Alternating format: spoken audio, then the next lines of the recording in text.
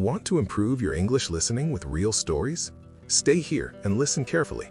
This is history told in clear English.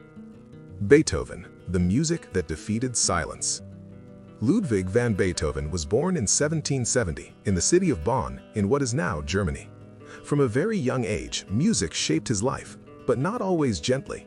His father, a strict and ambitious man, wanted Ludwig to become a child prodigy like Mozart.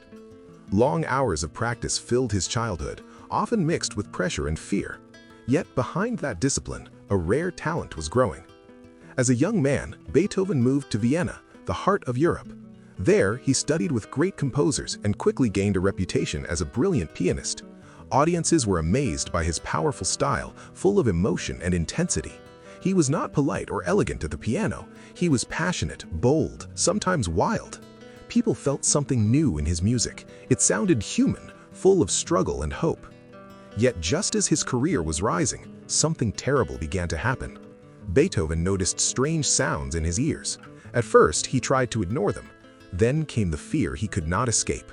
He was losing his hearing.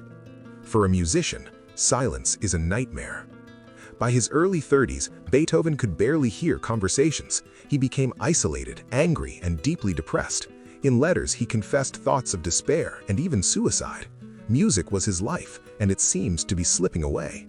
Yet, something remarkable happened. Instead of giving up, Beethoven chose to fight. He decided that even if he could no longer hear the world, the music inside him would not be silenced.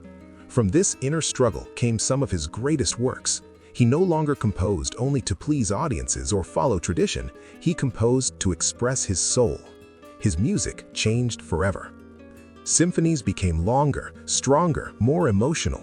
Quiet moments carried deep meaning, and loud ones felt like explosions of human will. Beethoven broke the rules of classical music and opened the door to a new era, Romanticism.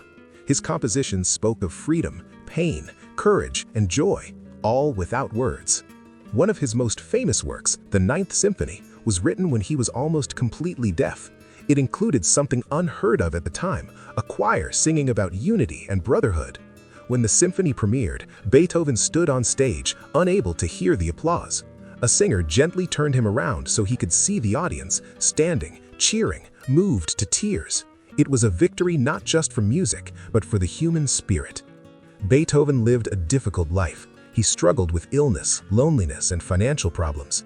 He was often misunderstood and rarely at peace. But through his music, he spoke to the future.